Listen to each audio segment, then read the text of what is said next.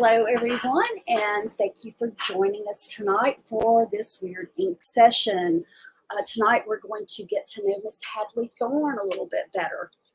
She is a writer of the Tapestry of Worlds series of books. I highly recommend them. They're awesome. She's also an avid podcaster, and she is our resident cat herder. She manages to bring the best people into each other's lives, and she's been that way for as long as I've known her. We've known each other for about 20 years. I remember her talking about the book that she wanted to write from back then, and I have to say I'm not disappointed.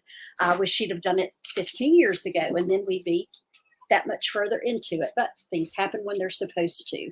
So again, I do recommend that you read them, and we're just gonna, have a talk and, see what makes her tick and all that fun stuff. If you have any questions, please feel free to comment. Miss Hadley, how are you? Doing good. Long time no see. I know, right? Yeah. I don't feel like I've seen you in like minutes. I know. All right. So Landis says she feels like she lives here now. I know. Well, we're glad that you're here, though, Landa. We love seeing you. The night's not complete without you. Hey, Tony. Hey, Tony. Well, it's interesting to be on this side of the table. I imagine. Because, you're usually the one that's pushing everybody forward and getting everybody involved. So, I think that, and this is my personal opinion, I think you're awesome. And I think more people, would like to get to know you a little bit better. Oh. Yeah. I mean, like I said, we've known each other a long time. And like I said, I remember you talking about this books years ago. And it was just always something I really looked forward to. So when you did release it and everything, it was just phenomenal. I was not disappointed at all. I mean, well, I'm relieved to hear that. I love writing these books, and I love talking about the stuff in it. And so it's just been a really fun thing for me. I think that most people know that I don't expect to get rich from these stories. I just like to tell them because it gives me a excuse to talk about the stuff I love. Right. Yeah, exactly. I mean, I know you're working on the third in this set now, and very much looking forward to it, because by the time I was through the first one, I was attached to the characters. And then, the second one, which is like a parallel telling by someone else, just added more people into that mix. And, so I want to see what happens to them, where they go, it's really, really one that pulls you in and keeps you there. Well, currently I've got, I'm about probably 80% done with getting a book. It's from the series, but it's not in the thread that the Erica stories are. And then I'm going to wrap up the Erica series. So awesome. That's cool. And you've mentioned, and maybe I think people will be interested too, that you write this because it's stuff that you enjoy telling. Oh, yeah. These are things that interest you. So well, and that was kind of where the whole idea for Weird Realities came from. Was my editor friend Gracie Ellison and I talking about what inspires you to write. And I get a lot of ideas when I'm researching, and it's like I'll find something that I find interesting, and then it just leads me down a bunny hole, which this show is famous for running down, and end up somewhere else. It's just like talking with Tully tonight and him dropping that bomb of I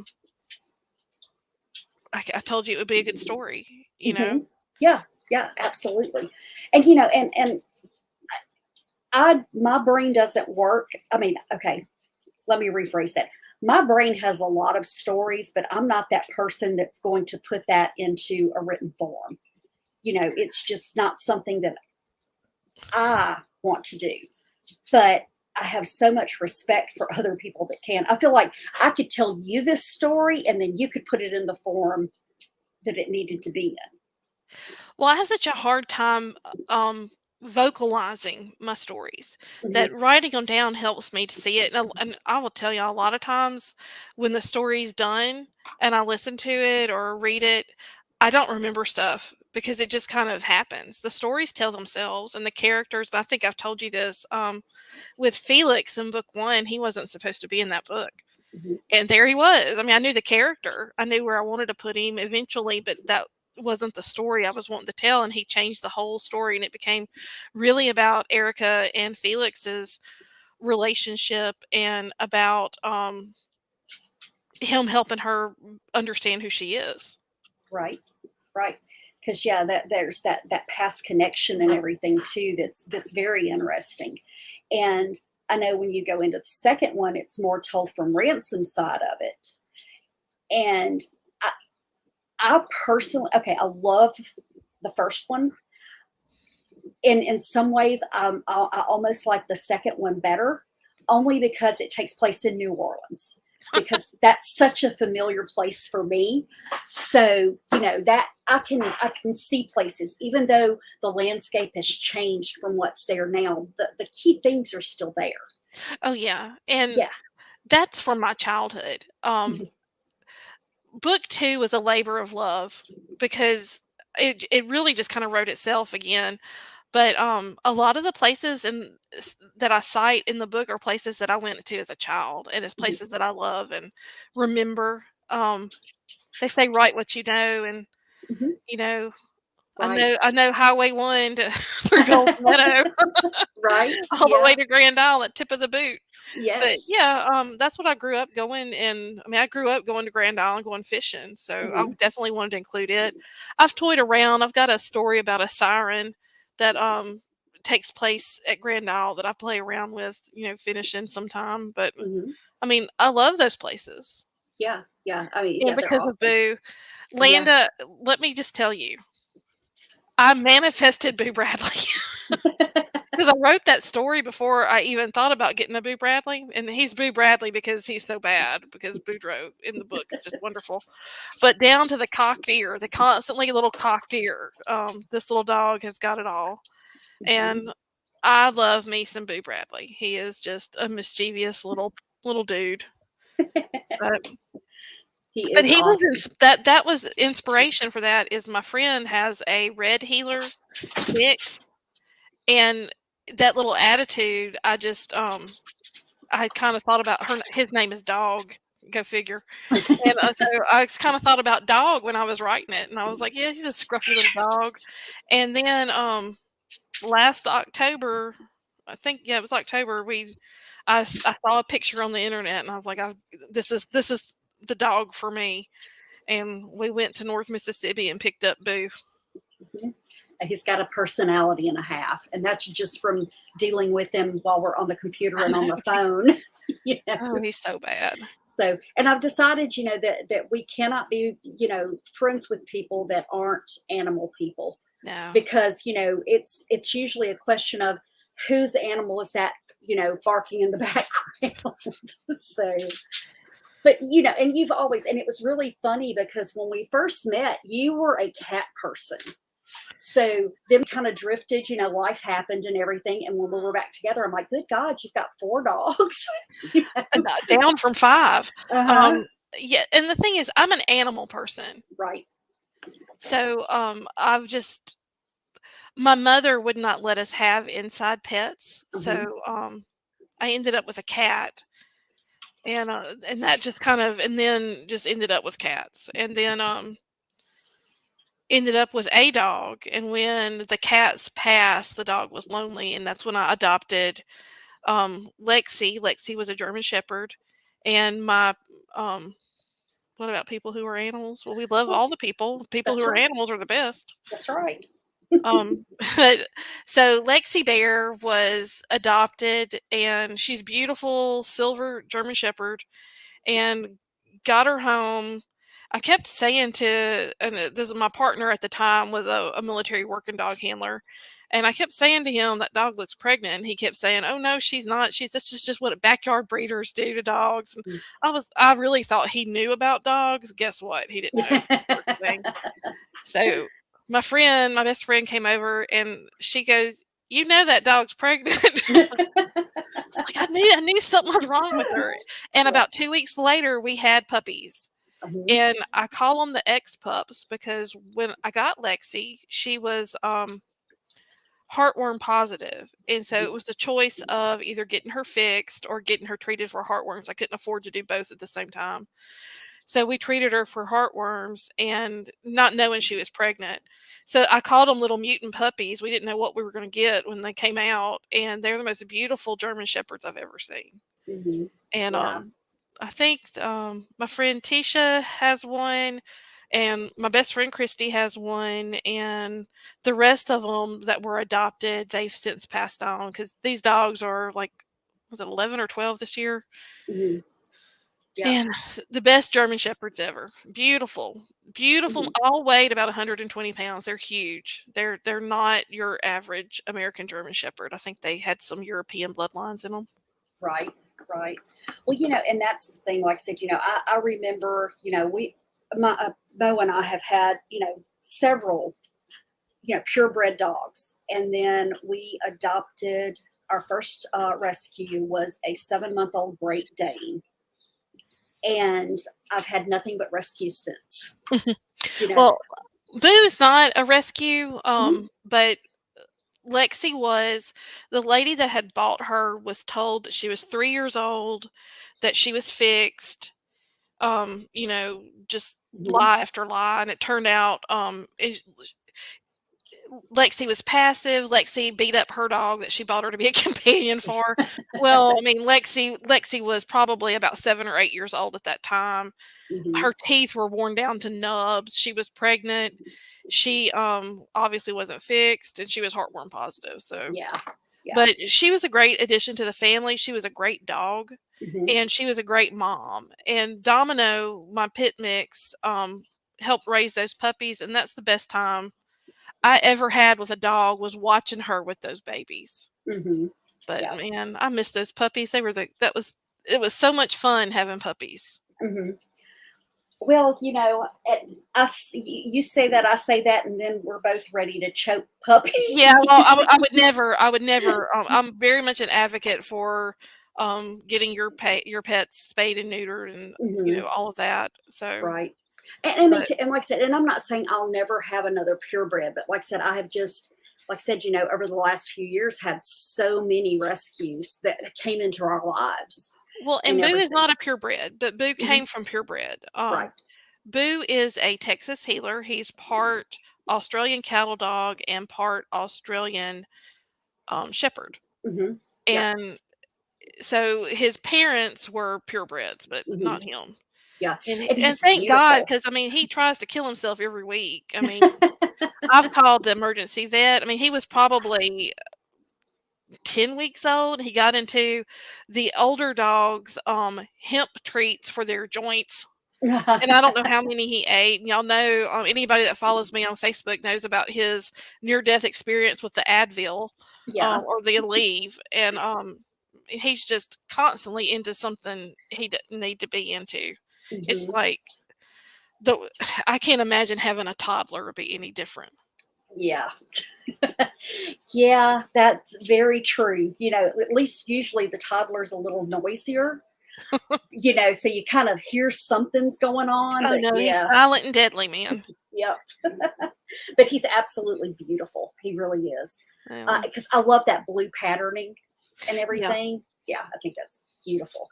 But so um, I am curious because, like I said, we've kind of talked about it a little bit, but this tapestry series is not. I mean, it's a standalone series, but the world itself you plan on building on later, correct? Oh yeah. And from the get go, my idea was, and I don't really know what I was planning to begin with because I just I think I've told y'all that when I wrote this series, my mother was on hospice. So to me, it's very chaotic in the mythology that was it was written with was um I just didn't really have a plan. I just wrote when I could, and it wasn't as polished as I would have liked it to have been. And the second one was just when I finished, I didn't have anything to do, and it was really what I was doing while my mom was getting ready to pass away. Mhm. So, but I knew that I wanted to create a world and characters that I could build upon, stories that I could tell, and characters that people would care enough about to want to know their stories. Mhm. And it's like some of the most fun I had was in the Tapestry book 1 when the Brood is talking at the bar in Fort Rosalie, which by the way is Natchez, Mississippi. Mhm. That that was that camaraderie that they had and the ease at which it was to write on. That's something I'd really like to pick up again. Mhm. Yep. But also, I mean, there's characters there I'd like to know more about. I wanna know more about Velvet's story, and I wanna know Mhm. what happened with Roxy, and, Yep. there's stuff there, and, Yeah. Where's the baby? yeah, where's the baby? And, Mhm. there's the hermit, and then you go into book 2 with Ransom and his team, and again, there's more characters that I wanted to know more about. Yep. Um, I had a really good time writing them. Mhm. You don't wanna let them go once you write them, you know?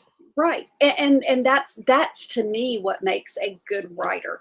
I like stories that I can go back to because and it doesn't have to include like, the next set doesn't have to have any kind of emphasis or focus on, say, Erica and Ransom, but I know people that are in it and I Yeah. know the area and what's going on because it's all that continuation. I also love when someone can make me laugh. When there's the world is ending in a set of books but you can make me laugh, then you've accomplished something that makes me want to stay with it. I think that's my black humor, is I've got a black sense of humor. To me, Well, if you can't laugh at the bad times, you're not gonna get through them. You that's know, right. that's what gets me through bad times is silly. I've got the sense of humor of a 12-year-old boy. Hmm. I will laugh and not be able to stop over something just completely silly, but Hmm. Yeah. But like I said, that does matter, because like I said, I mean, it's so easy to get bogged down in the seriousness and everything. So when I'm sitting there reading along or listening along, and it goes from something that's really a difficult situation, and then somebody makes a comment or does something that is just it just pulls the laughter out of you. And yeah, that's awesome. well, you're gonna have to tell me what made you laugh. You just put me on the spot. So I can't remember. I mean, there are parts of Felix's personality, comments that he makes and stuff, because I'm sitting there in my mind picturing what is he thinking, you know, when, what brought that comment because the comment made me laugh. So like I said, I liked some of the interaction, even though she's scared, she's, confused, she's not sure what's going on. I never get the sense that she is scared of him, and I think he knows that as well. And that's why he makes some off the cuff comments, that, and maybe I just have a sick sense of humor too.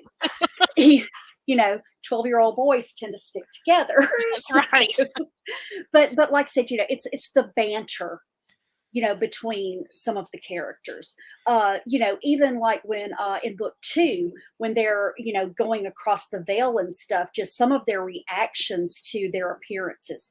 You know, you look at one of your closest friends, someone you work with every day, and all of a sudden, they're this, gray haired guy in, a Civil War uniform, just or the tiger, when the guys see the tiger and freak out, because Ransom doesn't, because it's like he knows it's supposed to be there. But like I said, moments like that to me are funny, just watching how people react. Well, and one of the things that I found in my own, because I'm an avid reader. I Hmm. mean, I've love fantasy. It's Haley. Kelly. It's what I've done. I love horror. I love fantasy. That's dark stuff has always been my bread and butter. Hmm. But one thing that it always kind of tickles me is people don't really react. Like it's supposed to be a new world, but things are happening and shifting and changing, but people don't seem that surprised. Right. And that was one of the things I really wanted to show is how would you react? What Mhm. would you do? Even if you're prepared, what would you do if the zombies came tomorrow? Which I don't have zombies in my books. Don't get excited, people. But you know what I mean? That's Yeah, always been my thing is, what are you gonna do if the zombie apocalypse happens? right. Because, I am that person that prepares for a lot of things, but Mhm. having never been in that situation, would I really react like I think I would? Well, and one day, a friend of mine and I were at the grocery store, and there was a drunk person who was in front of us, and they fell down or something, and I mean, it was just a tragic comedy of errors. And I looked at her and I said, "Oh my God, the zombie apocalypse has started," and it was just an off the cuff comment, and she's like, "You're so mean." But I was like, "But I'm gonna notice. I'm gonna be that one person who noticed that that's not normal." Right, right, exactly. And I think, a lot of that is just like I said, because we're interested in stuff that probably a lot of people aren't. Yeah. But, I mean, it's that kind of thing that makes you question, makes you notice things that other people probably don't notice. And that's like I think I've told you, I got rid of my shit list a long time ago and traded it for a zombie bait list. Yeah. You know, and I know that sounds horrible, but I'm only half kidding I because know. there are a few people that, I think they'd make a damn good bait. Well, So and I will be honest, I think that a lot of people don't know this either, is that this started off being a pandemic book before the mhm, pandemic. right. And I worked in the medical field, and one of my good friends is a infectious disease specialist. So, I had questions and I was doing the research, and when stuff started happening with COVID, I was like, I'm checking out. This is too real. Mhm, I mhm, don't want to turn on my TV every day and this is all I see, and now I'm writing about it in my spare time too. I just couldn't do it. And that was when I kind of changed it more towards adding magic into the book, and it became like a love affair with the concept of just putting all the stuff I love into a book. mhm, right. And for me it worked. And like I said, it's when all I hang out with is horror writers who have specialized in zombie books, often I feel like, I'm the odd kid out.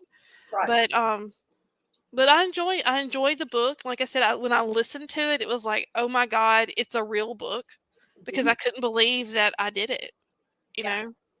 And I will tell you too, and I know we've talked about this, but you could not have picked a better reader than you did No, for the no. Audible books because that's like he sounds like Ransom should sound. He does. And Christopher Koch is my narrator, and I really struggled because I listened to, and I'm real weird about voices. And I think Hmm. I've told you this before. There's not a lot of women who I want to listen to talk. Right. And that's not, I'm not being sexist, guys, I promise. It's a tone of voice thing. Hmm. Um I don't like a lot of, and it's the same with men. It's a certain timbre that I like. And Christopher Koch, the minute I heard him, I knew. And I was Hmm. like, this is the voice. This is the voice. And I had listened to probably 200 people at that point, but I Right. knew. And he's not well known. I don't know that how much he's done. But I told him, I go, I want you to do my whole series. Mhm. So he will not be doing the Tribes of the Undead part of the series, Right. but Roger the narrator guy, the Dixon Hazard, I think Waylon is Jennings. Raylan Jennings, which is kind of awesome because I love me some Waylon. Oh, I do too. I do too. I would definitely That not say that that as an outlaw, insult. that outlaw. Yes. Yes. Yes. Yes. Well, the thing about Christopher is he actually was from New Orleans, and he got transplanted after Katrina to somewhere in Arkansas, and he is in law enforcement, and he was, I think, a Marine. Hmm. So he checked off a lot of boxes on things that I did not really realize made the voice, but Hmm. it works. But yeah, I could listen to him just read the back of a shampoo bottle. right. And and the thing about it is, he has a slight accent, but you wouldn't just go, "Oh my God, he's from here." You No, know. but, he's got enough of a Southern accent that it makes it authentic. Yes, exactly. And that was something I ran into the problem with, and I really struggled with over letting him read the Erica's book, but he killed it so bad. I mean, he's just dead on, and Yes, I felt like he should be the voice of that series. right. And recently I was reading another writer that I absolutely love her books, and I didn't get but about 4 chapters into it because I could not stand the narrator. Mhm. There was no tonal change. I mean, there was a slight one between male and female, but there was no emotion in her voice. And I'm like, this is a waste of time. I had read the book, so I know it wasn't the story. And I just had to put it down. Well, it's And it's very interesting to like. I won't. I love Game of Thrones, but I couldn't listen to it on Audible because of the narrator. I just mhm, couldn't do it. yeah, yeah.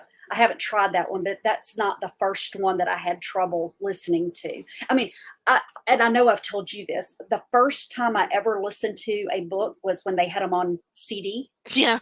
And it was an Anne Rice book, and the narrator was trying to do Southern, Cajun, and a child ghost, and he sucked at all of them. Well, it's amazing what little things will do. It's like I think I told you that recently I started a book that's supposed to take place locally to me. Uh-huh. And it was so wrong, people, I couldn't do it. Yeah. Um Yeah. there's certain things that if you don't, I mean, you need to and again, it's something that just bothers me, but I mean, I try and do my research. And while it's been years since I've been to New Orleans and been to Grand Isle and been to those places, I know enough about them that I can wing it. But Mhm. if you have never been to a place, you should really research it before you write about it, because this book takes place in the bayous of Canton, Mississippi, which there are no bayous in Canton, Mississippi. Mhm. There's just not. That's right. And so that was like, well, mm, I'll try, and then the way that they made it sound, which again was I'm not gonna tell y'all what book or anything, but um they made Canton, Mississippi sound like it was a very prestigious place full of like a very, very film industry town. And let me tell y'all, Canton, Mississippi is not. Okay, I'm going to be totally ugly here, but it's the truth. Canton, Mississippi, as depicted on A Time to Kill, is very accurate. Yes. I mean, and I love Canton, Me but too. Lived there for yes, a couple of years. but it is a poor town. It does have a nicer neighborhood, but it's not, definitely not prestigious. You know, I No. mean, so Canton, it's Mississippi is very poor. yes, And that was the thing again that stuck out, was that they were portraying it not that way, that it was like a like where they make movies, and they have made movies there. They did, but Canton, Mississippi is a very poor, impoverished type area for where we live, and we yes, live in Mississippi, and it is a Anthony Bourdain said Mississippi was like a third world country, and the Mississippi Delta really is. oh yes, And I live in the city area, you live on the coast in the city area, and it's not hmm, so bad here. There's pockets, right, but even our best day pocket-wise of, prosperity is nothing like what it is in a real city. correct.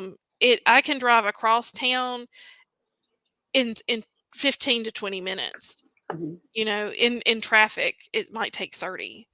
But Right. it was just very like different. But like I said, I try and do my research and stuff. And with it being fantasy, I'm able to kind of, play Right. around some, but I mean, Well, and that was the one thing good too. If you're not going to be realistic about what a town is, make it up. yeah. Make it a totally new place. But that's one thing that I think you did well too is you reshaped the country. There were natural disasters, and it worked out very well with the story. And what you changed and did is very realistic for the times we're in. You I know, hope not, but well, as far as okay, climate change, whether you believe it or not, if it happened, would climate change is knocking on your door. right. So I think that the fact that you worked that into there with the storms that are getting Hey, worse Alan. because they are. Hey, Alan, that it worked out very well because, like I said, you reshaped, especially the shape of the way Mississippi is, and it worked. Because it still has the places I know, but with a twist. Right. And that was purposely done was I Mhm, wanted to alienate the area so that I could focus on big changes mhm, and not because I am one of those people who I will be thinking, okay, well, if this is happening here, why aren't these people over here helping? Well, it's kind of hard when there's been an EMP and there's been this natural disaster that has mhm. changed the continent. Right. That now Mississippi is an island that changes things. Yes. Um, Absolutely. so people couldn't get here to help. Mhm. It wouldn't just. I mean, you couldn't just drive your 1966 Nova over across the bridge because the bridge isn't there anymore. And Yeah. that was why I purposely made those choices in the book was to Mhm. make sure that um it was alienated. It was Right. Well, stranded that you people know, couldn't get here. we've always felt like the landmass. Yeah. So Exactly. now we really are, in the books, because like I said, we are separated from the rest of the country. You know. And that's pretty much how it feels like to live here anyway. Oh yeah, absolutely. Absolutely. I mean, so and don't okay, before anybody gets upset, I love Mississippi, but I know Mississippi for what it is. I've lived here most of my life, as have you, and you've often said the feel of Mississippi, the wildness, the magic, and everything is awesome. But we Missi are. I have a love relationship with Mississippi. Mhm, Um, there's no place like it. mhm, There's just not. But, I hate the heat. Um, mhm, it's like I let the dogs out earlier, and, I mean, you can just wring the water out of the air. It's just so smuggy. Ugh, it's just mhm, horrible. But, Mississippi, I don't wanna hear anybody talk about it. mhm, You know, it's you have to live here to appreciate it. It's the best people you'll ever meet. People who have nothing will go out of their way to help you. mhm. True statement. True statement. Eh, Mississippi gives more than any other state in the United States, and they have less to give. mhm, And this is coming from someone who works in nonprofit, so I can say that for a fact. That's just the truth. yeah. And and we'll do more to help each other. Mhm. But it is backwards in a lot of ways. Oh yeah, absolutely. But I remember after Katrina, it's because, like I said, there was a lot of focus on New Orleans because of the levees breaking. So for a little bit, Mississippi was pretty much forgotten. But the people who lived here went out of their way to help each other, and everybody lost everything for the most Mhm. part. Yeah. You know, so when you have nothing to give but you give anyway, that says a lot about you. Well, and the Katrina thing, that was a lot of the inspiration for some of this book. Hmm. I Yes. mean, people just don't realize what it was like. And again, yeah, the country was ignoring what happened in Mississippi, but you know, what happened in New Orleans, when we often say this was man-made, but what people don't realize was flying over Waveland, Mississippi after Katrina was like flying over Tokyo after the bombs. Right. You know, it was there was nothing. No, Nothing. there was one square brick building, literally one, and the roof was gone off of it. Yeah, I mean, and Yeah, it was like ground zero for the yes, atom bomb. That was yes, what it it was. looked like. And instead of complaining, people stuffed their feelings in their sock and they got to helping each other. Yep, yes, they did. And while I don't think that everything will ever be like it was pre-Katrina, they still, I mean, Waveland within 4 or 5 years was completely rebuilt. Well, and I'll tell you right now, and I'll tell the world this. Who I would love to see become president is Mhm. Haley Barbour. Yeah, Haley Barbour fixed Mississippi after Katrina. That man can do anything. yeah, yep, absolutely. Absolutely, because he stepped up and did what needed to be done. He took the job he was hired to do and did it well. Yeah. He promised to protect and serve the people of Mississippi, and he went above and beyond with that. Yep. He did. Yep. So, and that's what leaders are supposed to do. So, yes. Well, and again, I mean, there are a lot of great governors in our nation, Mhm. and hopefully they're not all going to be tested by events like Katrina. Right. But Barber he did a great job, and he did it effectively. And again, is most of anybody that talks to me know I'm really not a political person. I Mhm. am very much, it's broken, all of it. We just need to start new. Yeah. So I don't even get into the little stuff with it. But man, Right. he really did make a big change with some stuff. Yeah. Yeah. And like I said, and that's the thing is, usually when people think about, a hurricane especially, the focus is always a coastal area. But this had hurricane impact 200 miles inland, Yeah, because all my the way to hometown, Memphis. yeah, my hometown was literally 200 miles inland. And at the time, my brother worked for the power company, and they had to send them home because there were still 90-mile-an-hour sustained winds the next day. Hmm. I mean, so like I said, I knew as many people there that had loss and damage as I did on the coast. Yeah. So I mean, it was huge, the impact it had. Well, I was very lucky because we did not lose power at the condo that I lived in at the time. I think it's because we were, ironically, right next to the fire department. Uh-huh. Hey, Mike, and we were Hey, right Mike. next to one of the bigger churches in the area. Right. And my parents, they lost power, but they got it on fairly quickly because of my mom's condition. Hmm. But we knew people in the area, and again, this is what 150 miles inland, Hmm. that didn't have power for weeks. Yep. Yep. Because it's funny, not funny, but I was actually at your parents' house with you and other friends the night before landfall, Yeah, I and remember we had the left. TV on. Yep. Right. And I left because my daughter was still on the coast. And I'm like, I need to go, you know. And Well, and that was the thing about Katrina that people don't realize, was that she was not supposed to hit Mississippi. no, she was not. And Was not. it would have been a totally different story if that storm had gone anywhere else. Hmm. But she came, the eye of the storm came up Waveland. Hmm. Yes. But Yes. and you want to know something crazy, and What's I that? know that you know this because in the books I wrote, this was as strong as Katrina was, Katrina did not make the Mississippi River run backwards. No, But since I wrote that book, we've had two hurricanes that did. I know. I do know that.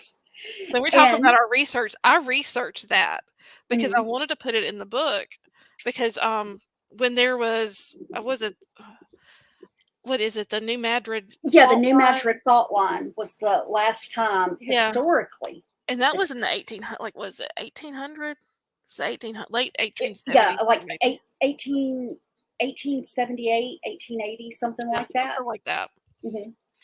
And so, I put that in there thinking, "Well, that won't happen." And when it happened, I called Christy and I was like, "I don't know how I feel about this, but this crazy thing I put in my book really happening right now." Hmm. And then Yeah. it happened again with was it Hurricane Rita? It was Hurricane Hmm. Rita and, Rita was right after Katrina. It was like well, or who was it last year that it happened? Ida. Ida. Ida. Yeah, it happened in Yes. Ida and it happened at another one. Hmm. I can't remember the other one, but yes, it has been twice. But you know, thinking back, and I've thought about this a couple of times since you started on these books. I remember when you talked about writing, you know, 16, 17 years ago, it was always okay, there's going to be something that is earth shattering that's going to cause this, this, and this. And then when you started writing it, you know, like I said, it COVID happened. I mean, you know, and I'm like, wow, I remember her talking about some kind of event, you know, and I remember you saying whether it's a war or a pandemic, you know, or this or this. And I'm like, there you go. You know? I mean, it's funny how things happen. I mean, and Yeah. I'm not saying you manifested COVID in any way, form, I or did not fashion. manifest COVID, No, folks. Didn't do no, it. you did not. But I think it's, you know, it is kind of funny, like I said, that you talked about it all those years ago. Well, I think it's interesting, and I think that there's this pull in the great ether out there that artists and dreamers and writers and musicians all pull from, Hmm. and that it's stuff that's going like the spiral of creativity. I don't know, Hmm. the past, the present, the future, all of that. Right. But I think that we pull from it, and I think that you'll see trends when there is an event that's about to happen. That stuff starts popping up, Yes. whether it's movies being made around that theme or, oh, thank you, Mike. Mike saying he liked my books. Hmm. That's awesome. Uh, I liked them too. But I agree with that. And I've often thought, you know, how sometimes you'll see plagiarism, you know, things come up. And it'll be people from totally different parts of the world. And they're so similar. And both people saying, but I've never read that or I've never seen that. And I think it's that pulling from, like you say, that creative place. Well, there is no original thought. No. I mean, everything's been said or done. It's just a matter of the perspective of the person telling the story, and you have to Hmm. respect that. Yes. You know, granted, there are people out there who will take your idea and steal it and build their own world around it. And while Absolutely. I might not think that's right, it's not because and we know people who do that, but Hmm. um we've I have often said this when people have asked about ideas and things like that is that no one can copy what I'm doing because it's mine. Right. You know, and I'm not being asinine by saying that. It's it's my perspective. My perspective is mine. Right. It's shaped by my experiences. It's shaped by my interpretation of things. Right. Absolutely. And that's the thing. Like I said, you know, even if you and someone else, even if somebody takes yours, it's like say, it's not going to be exactly the same. Yeah, they There's no can't way. steal my voice. They can Right. steal my ideas, but they can't Hmm. steal my voice. Right. Right. You know, the concepts definitely, but not, you know, who you Yeah. are and how you do it. And I think that too is, you know, what makes some people stand apart is the way that they tap in and interpret. Because, you know, like I said, you know, a lot of what's in your books are things we've talked about, subjects Mhm. we've talked about over the years. So, Well, and you'll see stuff that we talk about in the shows and stuff mhm, that'll pop up in the next set of books, because I think yes, I've told you about that. hmm, It's research I'm doing. It's right, and just in keeping in track with what we were talking about earlier tonight on Weird Awakenings.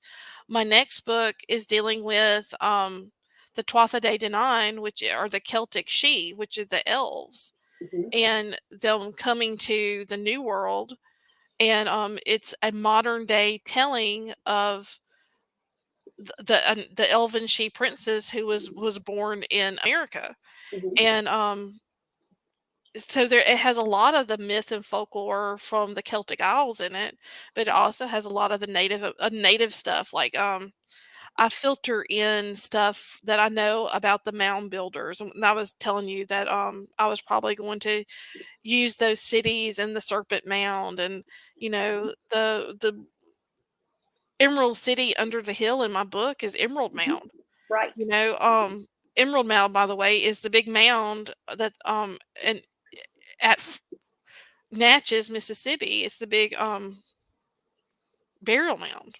right, right. And that is too something I'm looking forward to is the fact that it does have a tie-in. Like I said, that's that kind of tie-in that we were talking about earlier. Is that while it's a totally separate story, you're still going to recognize things, Mhm. and that's fantastic.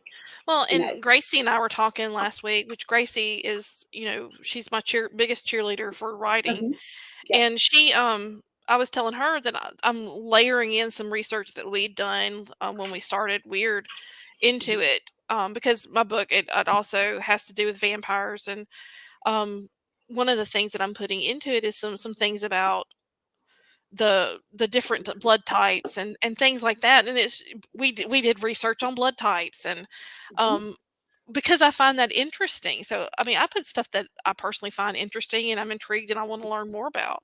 Right. But Yeah. and to me that's again when we talk about where weird realities comes from, that's it. Mhm. Um, it's where do you get the stuff that feeds your creativity? Yes. Yes. Because and I think that that's a thing too. Is like I said, just because you have an interest doesn't necessarily mean it'll be a storyline, but it still helps that creative process, and it still keeps your mind ever growing, ever evolving, because it's just, if you can't learn something new, you know, I'm that rabbit hole person. We talk about that all the time, is how often we all go down those. And it's like they had this web program back years ago called Stumble On. You'd hit the button and it would just bring you up a random page.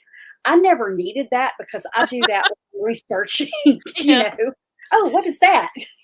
So I've got 87 windows open, you know, and wonder why my web browser crashes. I know. I worked with a girl once that she said, "You're not working if you've got that many web browsers open." And I thought, "You just have no idea." No, no. So I think that is people that have that certain mindset, that is how their brain works. My brain actually has all those web browsers open too, and I know yours Same. does. It does. And So, one is singing, and I don't know which one it is. yes, there you go. Absolutely. I can't stand it when I can't find the singing one.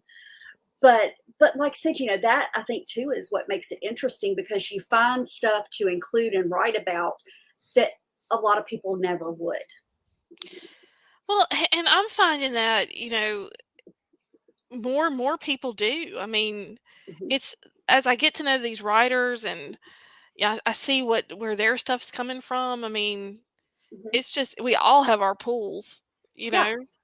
Oh, But yeah. I mean, and you know this, I'll sing praises of Scott Baker forever. Scott Baker is the most versatile into so many different topics. Mhm. You know, last night we were talking about what was it? Sky sharks, and I was like, well, I knew it was a Scott Baker pick when there were Nazi zombies and flying sharks, and there were women with no tops on, you know, Right. lots Yep. of blood and gore. I knew this was a Scott Baker, and but Scott does his research. He's a World War II buff. He's very interested in that. Mhm. And so, he does layer that into some of his work. Uh-huh. And we what was it? Operation Majestic is just when he was telling me about it, I was just astounded. Mhm. Operation Majestic has to do with I mean, it's got everything. The lizard people, it's got, the Nazis, it's got Mhm. zombies, but Yes. I need to, I've got to get copies of everybody's books. See, now you've got me on that kick too. I'm like, you know what? She's right, because I'm that person. Yes, I download books all the time to read or listen to, but then I turn around and buy the book. because when the grid goes down, I'm going to have plenty to read. Oh yeah, You definitely. know, so Well, and I have to ask because I got you reading Splinter. You and I both are reading mhm. Splinter. Did you finish it yet? No, we've been crazy the last 2 days at work, but I've got about an hour and a half left of it. Well, I Very don't good know how story. long. I mean, I'm having to do it in small doses because it is actually scary, Hmm. and Yep. I want to be able to really appreciate it. Yes. I'm listening to it at work, so I'm in an environment that is not quite as frightening. But yes, it is very well done. I mean, it is So that kind of story that keeps you on the edge of your seat.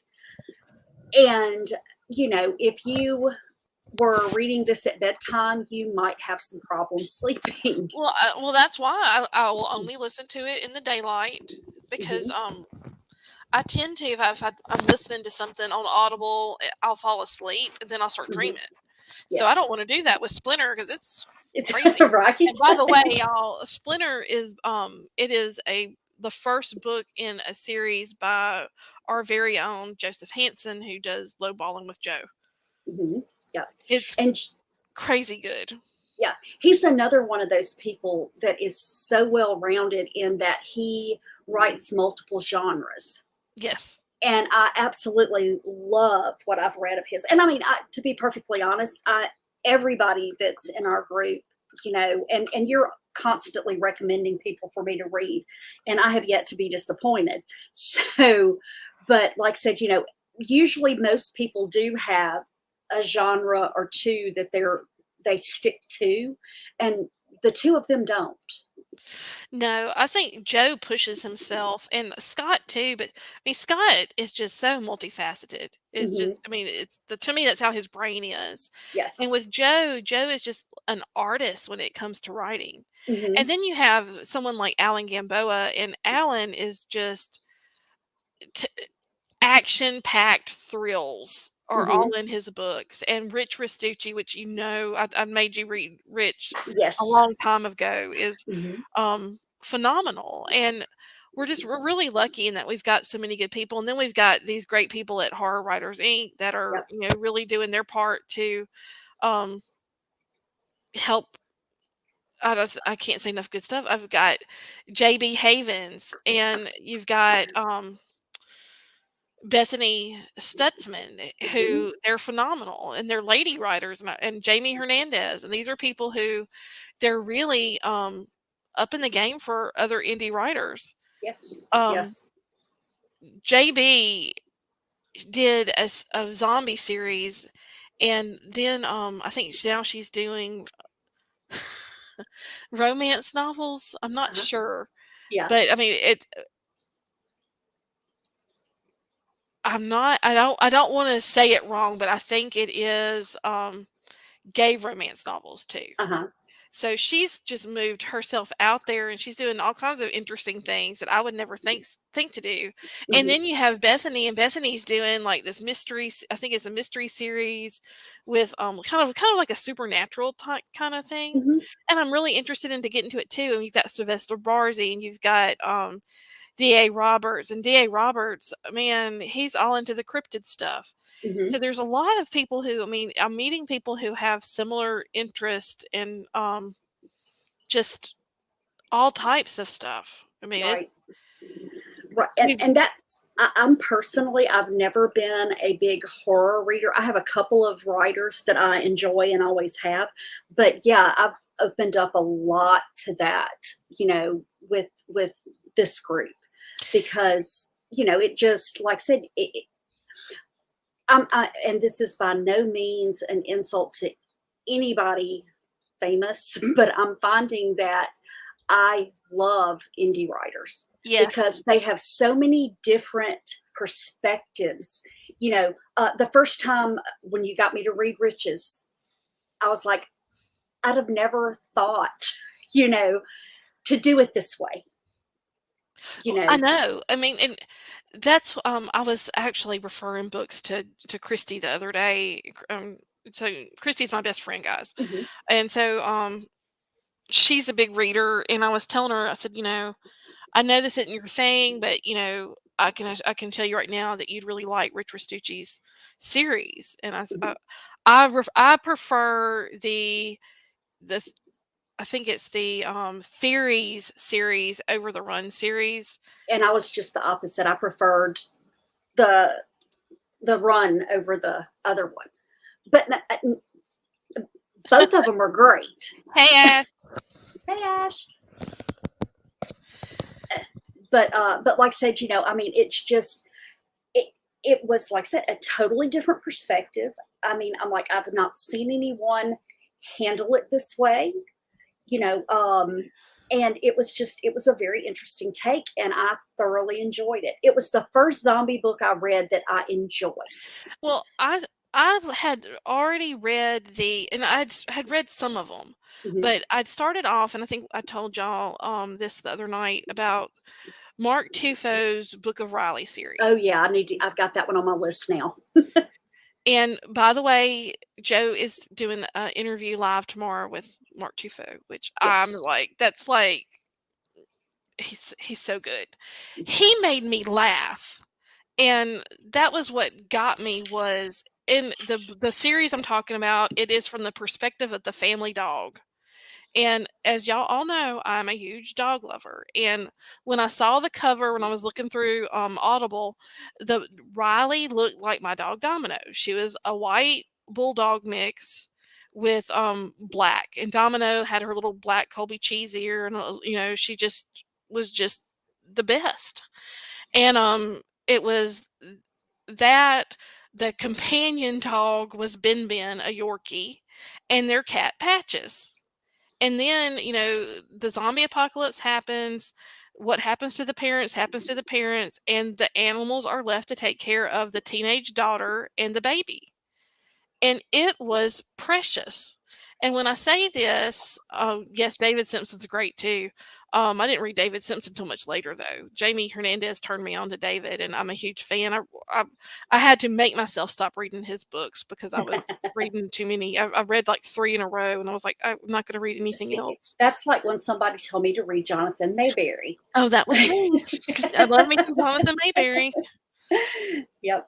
Yep. But so the Riley books, they made me laugh.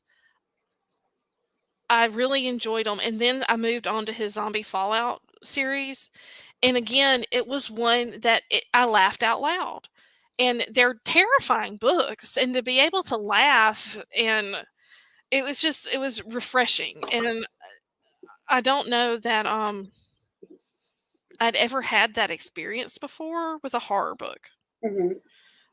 so I really enjoyed it. I mean, the thing about indie writers is they're not as polished and combed through like the big publishers do, Right. but they have more feel. They have more feel to them. Ash, I had one like that with my daughter when she was little. Ash Domino had never seen a little person before, and I took her over to my parents' house with me. And my cousin had his grandson, and his wife was like, you know how like a grandma will pop the baby on the hand, not it doesn't hurt, it makes a noise, and the baby will cry. And this kid's like toddling, and him and Domino are like eye to eye. She growled at Sherry, my cousin's wife. She was like, "You don't make the little thing cry. You don't. We don't do that here, lady." Um, Uh-huh. but I can definitely see that them being nanny dogs because Domino was very, very, very protective. Yep. But I Yep. mean, that's one I love animals, and my big shepherd Mayhem. He's very. If you read my books, Hansel is pretty much Mayhem, who I Mhm. also call Baby Bear because he's not a baby and he's not a bear. But when I had a workman come into the house, my mom's caregiver was out in the garage talking to his helper, and the guy just let himself in the house. My shepherd nipped him Mhm. because he wasn't supposed to be in the house, and my mom was bedbound, and she couldn't get up, and he's never done anything like that, but he did it 2 times, and both times somebody had come in the house that wasn't supposed to be here.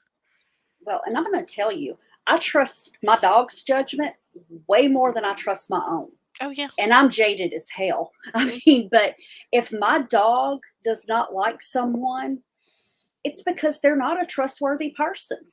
yep. I mean, they live on instinct. And so when my dog tells me don't trust them, I don't trust them. I Yeah. believe it. I Yes. believe it. Yeah, I mean, so yeah, that's how it was with my daughter. I went to pop her one day, and our pit walked up and grabbed my arm, Mhm. and he didn't bite me, but he just looked at me like no. So, yep, they're awesome. Well, It's just that was kind of the thing with Domino with that baby. She was not gonna let that happen. hmm And yep. with Mayhem and my mom, I mean, it was he did not like that guy coming in the house. hmm And the guy was trying to tell me, "Oh, your dog bit me." I said, "I've seen and been bit by a dog, by the way. You don't have dogs and not get bit. One hmm day it's gonna happen. You just accept the fact." But, I said, "I've seen what a German Shepherd can do. You're not bit." Right. Yeah, exactly, exactly. But like I said, people have to be people. Well, and You know. that's the concern when you have a big dog like that, and that's why my babies stay in the house. I don't let them hmm out, Yep. because people are stupid, you know? hmm And you can't rationalize the fear, and, I mean, my dad knew Mayhem, and Mayhem jumped the fence one night. He didn't recognize my dad, he just saw some man walking towards me in the dark, Uh-huh. and he ran up to him, and, I mean, only thing my dad saw was black fur and white teeth. And, Uh-huh. barking. It scared him to death, and he's like, "No one's gonna be sneaking up on you." I said, "Exactly." And that's the thing you had mentioned just a few minutes ago was that's who, your canine characters were, he was based on. They really add a lot to the story because they have very distinct personalities. You know, they are there for what to me, the reason I have dogs, even though I have Mhm. small dogs, I would, never question them letting someone in my house. So I think that, adding Hansel and Gretel was a great idea. Well, You and then with Boudreaux in book 2, know. which I don't know where that concept came from about using Papa Legba and the dogs, but I loved it, and Uh-huh. like I said, then I got a Boo, and now I have a Boudreaux at home, and, you know, all's well that ends well, That's right. but that's one of the things I'm gonna try and do is to put a dog in each books because I'm that nerd that'll buy the book because of the dog, you Oh know? yeah. Yeah, absolutely. Absolutely. Because like I said, it is, if you've got an animal in there, the people to me feel more down to earth. Yeah. Because who doesn't have pets, know, as a general rule? So, I mean, if you've got 14 different people in one book and no more, somebody's going to have a pet. Well, pets, I mean, and dogs especially are a great equalizer when it comes to Yes. people. hmm Is and this comes from the wisdom imparted upon me by one of my exes that he was a military dog handler and he said overseas that everybody wants to pet the dog. hmm And he said because it makes you think of home. hmm You know, whether you had a dog or not, just seeing one reminds you of home, Yes. and it's great. Yeah. Yeah. Absolutely. And that's like I said, I mean, I haven't been around your dogs, but like I said, I remember your cat and your not cat, and like I said, I mean, but they still, it's like with Panu, she knew I was not a big cat person. And she made a point. I was going to hold her when I was there. I was going to pet her and I was not putting her down until she was ready to get down. Well, we used to call Domino creepy white mutt because Domino would get up in somebody's lap. Now, this is a 70-pound pit mix. She Mhm. would get up in someone's lap, turn around, put her nose to their nose, and lean into them. She had no boundaries, and she was great. She loved everybody. Mhm. Um, Yep. Yep. Well, our friend Ian, it was so funny when we had at the time a Rottweiler, and this was the first dog that my husband and I had in at that time it was like 21, 22 years together. That was my dog. You know, every other dog was either his or the kids, but I was just my dad had hunting dogs. We really didn't have pet dogs growing up, and you didn't play with the hunting dogs. Yeah. So my brother had this, litter of Rotties, and I'm like, okay, I want a dog. So Ian was just tickled to death because where he works at over in Great Britain, they had a mascot dog that was a Rottweiler. So he's like, oh, he was coming down and he's like, I can't wait to meet him and everything. And Ian walked straight up to him without any hesitation and ticked him off. Oh Lord. He stopped him. I mean, he didn't bite him. He didn't try to, but his whole tone changed. Now, once Ian backed down, he Which was was quickly. fine. Yes, yes. He was fine. He stopped and he held his hand out and he's like, I'm sorry. That was my mistake. And Chase was like, okay, this is my bubble, stay out of it. But he was that dog, like I said, only a handful of people came over. And my husband, somebody had come by to pick up something he was getting rid of. And he was just going to walk in. And that tone changed. Most said, don't, just stop right there. Because you know what your Mm-hmm. dog sounds like. That's one thing that Yes. kills me when people are like, "Oh, dogs are just dog." No, you No, know.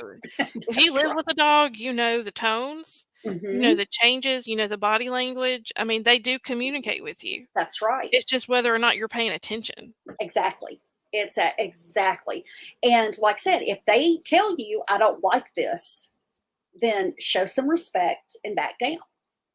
But some people, are jackasses and they Yeah. just, assume because they think that every dog loves them, that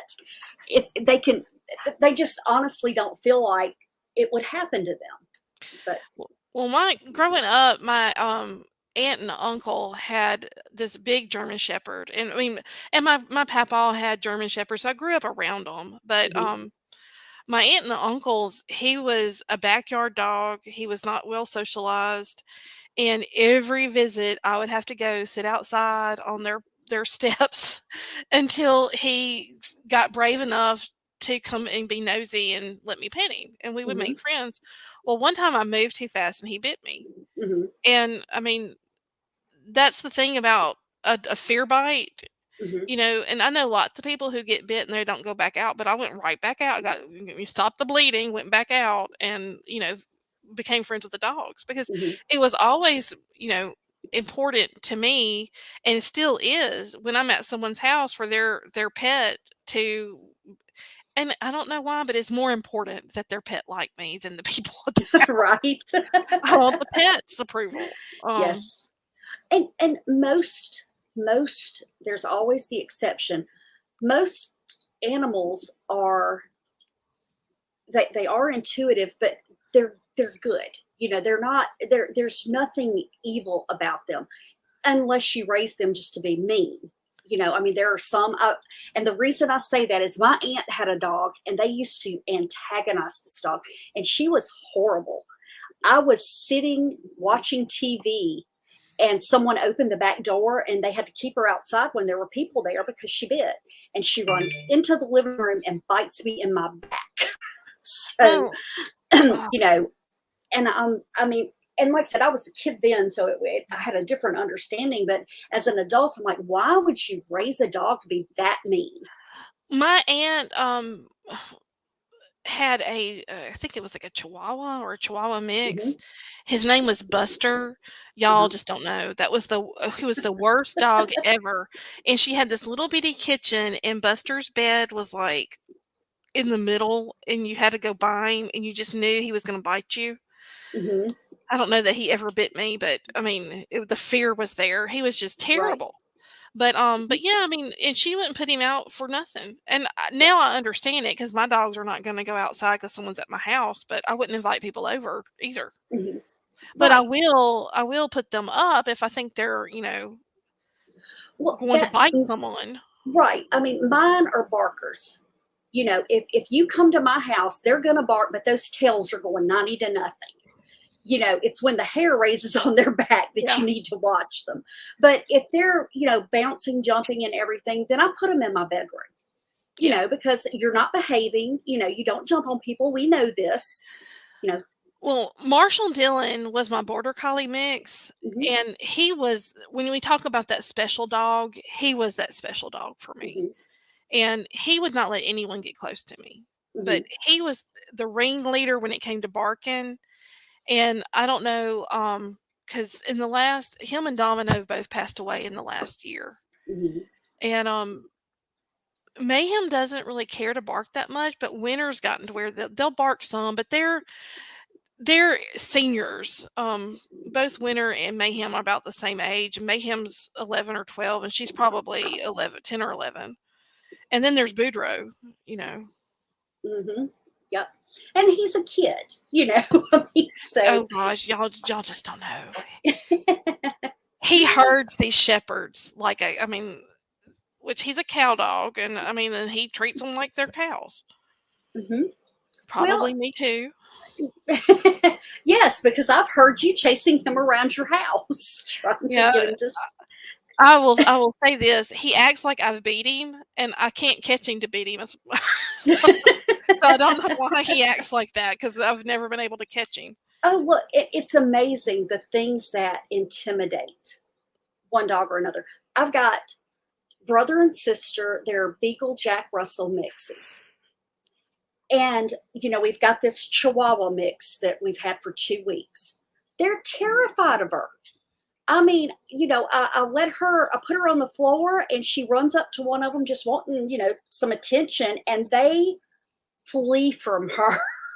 you know, they're on the furniture because she can't reach them there. And I'm like, guys, she's not going to do anything to you. She just wants to be your friend, and they don't want any part of her. And like I said, she's in rough shape too. I think that's part of it. Is because when you've got one, there's infection and everything. There's that smell, and Hmm. I think it started there. But now I think she knows, because as soon as you put her down, she's going to chase one of them. Well, how is she doing? Does She she? is doing very well. Like I said, she looks terrible, but she's healing. She is eating very well. We take her back Monday. It'll be 2 weeks we've had her. And all she wants is to be loved. During our last podcast, she was in my arms the entire time. And until, because we still keep her in the kennel during the day because she's not house trained, and because she's still seeping in places. Oh yeah. But yeah, but you put her in that kennel and she's not ready for it. That's the only time you hear her bark or whine. It's because she wants attention. She just wants somebody to love on her. So I think she's going to be a sweetheart. I think we'll keep her. She's probably gonna end up being just like Buster. I know. You're right. Well, though, Ashlyn, my granddaughter, was over last weekend, and she didn't do anything but love on her. And she lapped it up. But it was so funny because she's like, Gigi, she looks so bad. I'm like, I know, baby. But she looks like a zombie puppy. And I'm like, oh, the guys would be so proud. And like, she does, but I promise she's okay. She's doing better, but Well, she just does look rough right now. now, and I'm sure that you've heard me say this because Hmm. I don't make a secret about it, but after Domino passed, I've said that I will never get another pit mix, Hmm. and that's because Domino was a female dog, and she picked fights with my German Shepherd females, Hmm. not realizing she didn't have any fur to protect herself. That they're nothing but fur. Her teeth weren't going to get through to them, but Hmm. she had to go to the hospital.